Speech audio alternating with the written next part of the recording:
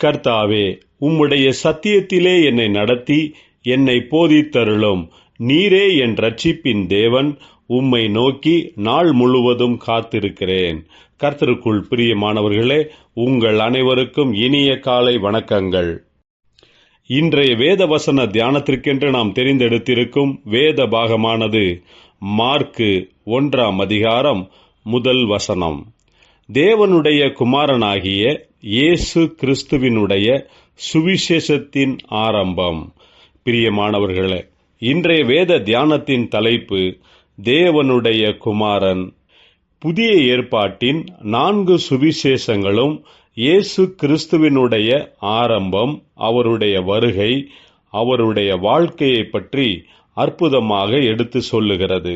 மத்தேயு சுவிசேஷத்தில் தேவதூதன் மரியாளிடத்தில் பேசுவது, இயேசுவின் பிறப்பும் சாஸ்திரிகள் இயேசுவை வந்து பார்த்து ஆராதித்தது பற்றியும், லூக்கா சுவிசேஷத்தில் இயேசு பெத்லகேமில் பிறந்தது, தேவதூதர்களுக்கு மேய்ப்பர்கள் நற்செய்தியை அறிவித்தது மற்றும் மேய்ப்பர்கள் இயேசுவை வந்து பார்த்து சந்தோஷப்பட்டது போன்றவைகள் பற்றி எழுதப்பட்டுள்ளது.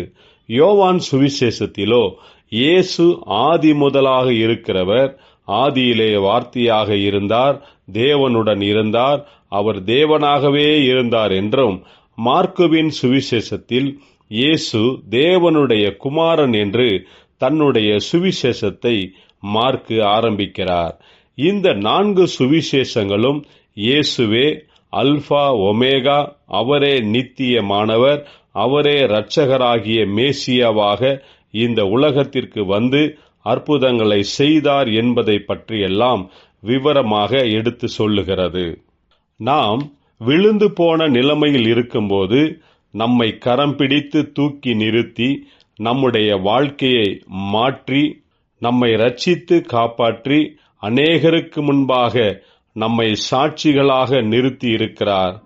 நமக்காக வந்த இயேசுவின் பிறப்பை நாம் மனமகிழ்ச்சியுடன் கொண்டாடுவோமாக. ஜெபிப்போம். ஜீவனுள்ள தேவனே, உம்முடைய பிறப்பின் நற்செய்தியை அநேகருக்கு அறிவிக்கவும், எங்களுடைய குடும்பத்தில் இருக்கும் அனைவரும் ரட்சிப்பை பெறவும் நீர் கிருபை தருவீராக, ஆசீர்வதிப்பீராக. இயேசு கிறிஸ்துவின் நாமத்தில் ஜெபிக்கிறோம் நல்ல பிதாவே. ஆமேன்.